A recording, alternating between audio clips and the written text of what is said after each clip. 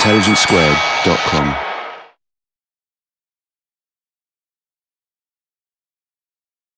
Our first speaker is George Ayittey.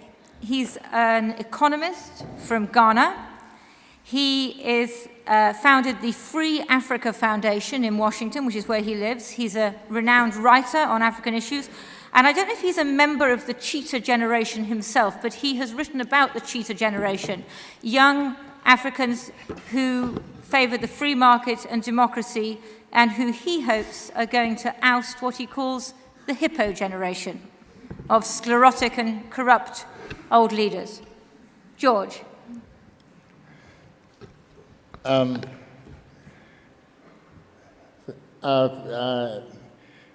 Lindsay, thank you very much for the wonderful introduction. And also I'd like to thank the Intelligence Squared for putting together this important debate and for inviting me here. And I also would like to thank you for finding some time to come and listen to us. And now this topic is very important. It is important for Africans. And the reason why it is important for Africans is because the post-colonial story about Africa is not pretty. As you're all aware, Africa is a continent which has been ravaged by one crisis after another. I mean, if you look at the number of democracies in Africa, now in 1990, there were only 4 democracies in Africa. Today, after 21 years of reform, the number of democracies in Africa is only 15 out of the 54 African countries, meaning that the vast majority of the African people still live under tyranny. Now, if you look at the economic success stories, there has been some progress, but progress has been marginal. There are only 10 African countries which can be called economic success stories. And fewer than 10 have a free and independent media. Now, many states in Africa have collapsed, and there are many more that are on the verge of collapsing. It shouldn't be that way, because Africa is a continent which is rich in mineral resources. But the mineral wealth of Africa is not being utilized to lift its people out of poverty. Now, why did things go so wrong in Africa? The reason why things went so wrong in Africa is because the leadership, after independence, rejected Africa's own culture and institutions and went abroad and copied all sorts of foreign systems and ideas and paraphernalia to impose upon the African people. Now, this is what makes Africans very angry, very angry. Now, this is what the leadership said. The former Soviet Union is a one-party socialist state, so too must we in Africa. So we had a proliferation of one-party socialist states in Africa. New York has skyscrapers, so too must we in Africa, in the middle of nowhere. Rome has a basilica, so we built one in Yamoussoukro, Ivory Coast. France once had an emperor. So Bokassa of the Central African Republic spent $25 million to recrown himself emperor. I can go on. The list of these unimaginative apings is just horrendous. The continent is littered with the putrid carcasses of failed imported systems. Now African leaders are building Confucius Institutes in Africa. So far, 25 Confucius Institutes have been built in Africa. And we are being told to learn Mandarin. Enough! The solutions to Africa's problems lie in Africa itself. It doesn't lie along the corridors of the World Bank. It doesn't lie in the inner sanctum of the Chinese Presidium. Nor does it lie in the sand dunes of Mars. It lies right there in Africa. Now, let me give you an example. Total foreign aid to Africa from all sources amounts to $30 billion a year. That's what comes into Africa as foreign aid. But Africa's begging bowl leaks. It leaks horribly. What are the leakages? Corruption alone costs Africa $148 billion a year. Corruption. I mean, you cut that in half, and that will give you more than enough money. Aid that comes in. Capital flight out of Africa, 80 billion. Food imports, 20 billion. Back in the 1960s, Africa fed itself, not only fed itself, but also exported food. Not anymore today. Military expenditures, $20 billion a year. What are the military in Africa for? Do the soldiers protect the people? Now, if you add up all these leakages, they come up to $268 billion a year. Compare that to the $30 billion that comes in foreign aid. In the late 1980s, the West saw that something had gone wrong. So the West started adding conditionalities to its aid. Now, guess what African leaders did? They took the aid money and did the Babangida boogie. 1 step forward, 3 steps back, a flip and a sidekick to land on the fat Swiss bank account. Much ado about nothing. After a decade of acrobatics, the reform process in Africa has stalled. Now, about the same time, China was growing very, very rapidly. And I'd like to make a distinction between my remarks here, because when I talk about China, I'm talking about the communist government. I'm not talking about the Chinese people. China was growing very, very rapidly, and it needed resources. And Africa had the resources. So China saw an opportunity. Who wouldn't? I don't blame them for it. They saw an opportunity. So they came to Africa and started to woo African leaders with euphonious verbiage and diplomatic platitudes. They started telling African leaders that, well, China is not a colonial power, conveniently forgetting about Tibet. They told African leaders that, well, we are here to trade on equal terms. And they declared 2006 as the Year of Africa. They held a conference in Beijing. And African leaders took the bait, miffed that the West was imposing conditionalities on aid, and also believing in the fallacious notions that the enemy of my enemy must be my friend. 40 African leaders trekked to Chinese and threw themselves at the hand of China, at the feet of China, signing deals. A blizzard of deals were signed for oil, for bauxite, for timber in Nigeria, Angola, Guinea, Mozambique, Gabon, so many countries. Now, the deals, of course, Africa needed to sell its resources. And trade with, Africa's trade with China has blossomed. It's grown from 10 billion in 2000 to more than 100 billion today. And it has also propelled Africa's economic growth rate to 5.8% in 2008, which is good. Okay? And nobody is questioning that. In addition, the Chinese have been investing in infrastructure, which Africa desperately needs, because Africa's infrastructure has crumbled because of neglect and also wars. The World Bank estimates that Africa needs something like 93 billion annually in investments in infrastructure. So the Chinese investments here are welcome. Nobody is questioning that.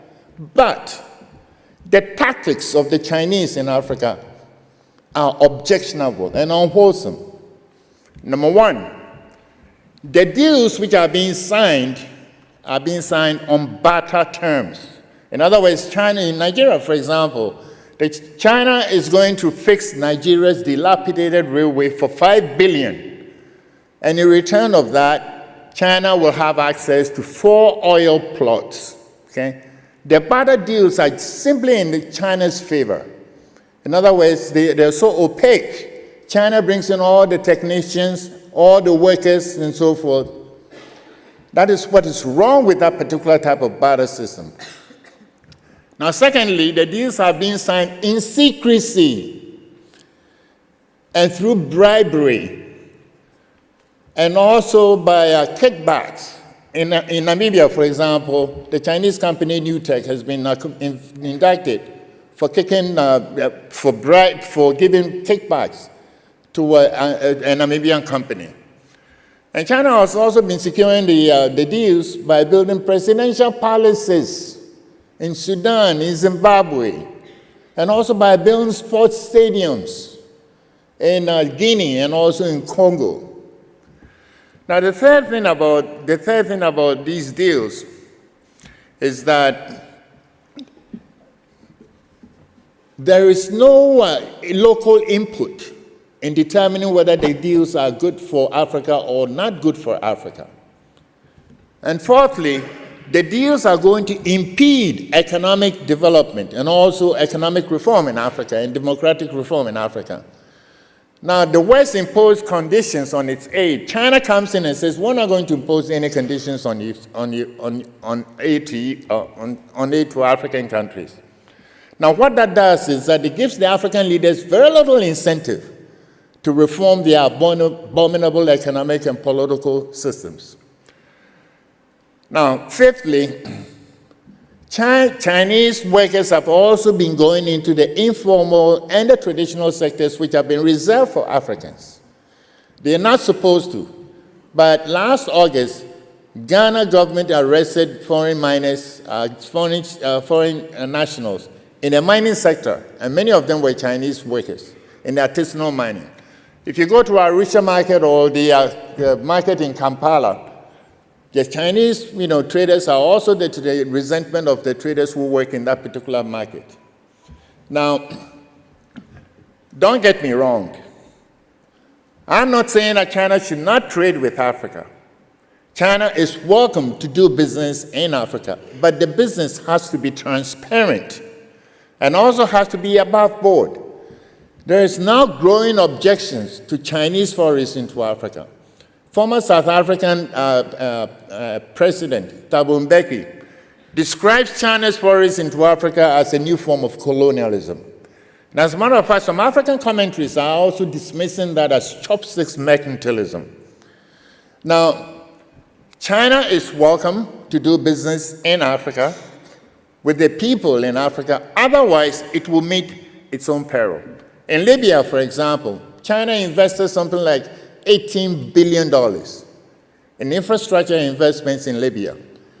When Gaddafi, when the revolution started, China didn't want to give the United Nations the authorization to impose a no-fly zone. And guess what happened? After Muammar Gaddafi was killed, China had to pull out of Libya 22,000 workers. This should not be the case in other African countries, and I believe that if we put enough pressure on China, China will be able to clean up its act. Otherwise, Africa should not look towards China.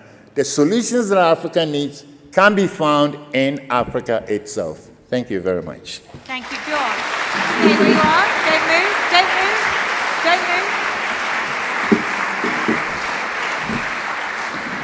Right, I'm asking George not to move, to stay exactly where he is, because the opposing team, Stephen and Deborah, who I haven't introduced yet, but I will later, are going to grill him for about 3 minutes. Deborah, Stephen, who would like to start?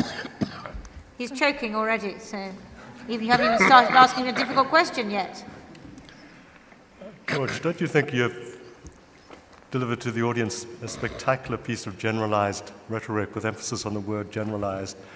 When you talk about Africa, that's 54 different countries, each one of whom have got very, very different problems, each one of whom deals with the Chinese in a very, very different way. And the Chinese are well advised to deal with each one of those in a very, very different way. So you didn't really differentiate the 54 different foreign policies that exist between Africa and China. You didn't really... Can George just come back on that, because I want to make this quite quick fire, so terrible generalizations. Well, the tactics are so common, and that is, number one, the terms of trade between African countries and China are on barter terms. In other words, China comes in and says, we want your oil, we want your bauxite. In return, we will build up, we'll fix up your roads, we'll build up your railways, et cetera, et cetera. It's strictly barter. And it has happened in many countries. I'm aware that, not all African countries are the same. Not all of them have the same resources. And China is not looking for the same resources in each one of those countries. Zimbabwe, for example, has platinum, China wants it. Guinea has bauxite, China wants it. But the deals that have been signed, China won the deal in Guinea by building sports stadium in Guinea. In Zimbabwe, it built a presidential palace.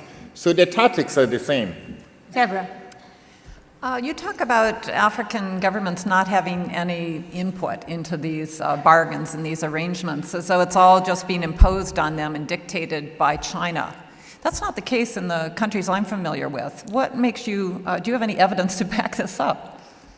Well, it's a very good question. But the thing is, the deals are signed in secret. And the deals are, again, on barter terms. And the terms are dictated by China. China says, look, one perfect example is Nigeria. Nigeria's railway system is dilapidated. It's completely non-functional. Okay? Nigeria wants it fixed. China comes in and says, look, we're going to fix this railway system for you. We think it will cost us $5 billion to fix it. And in return for that, we want access to 4 oil blocks, and we think that the two are equivalent. Okay? Nigeria really doesn't have much choice and says, okay, yes, I'll go ahead.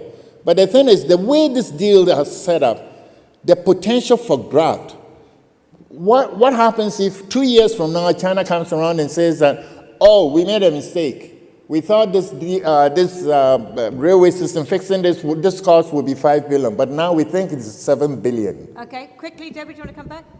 That case in Nigeria was actually quite interesting because this was something that was dictated by the Nigerians to the Chinese. This was an arrangement that they proposed. They also proposed it to the Koreans.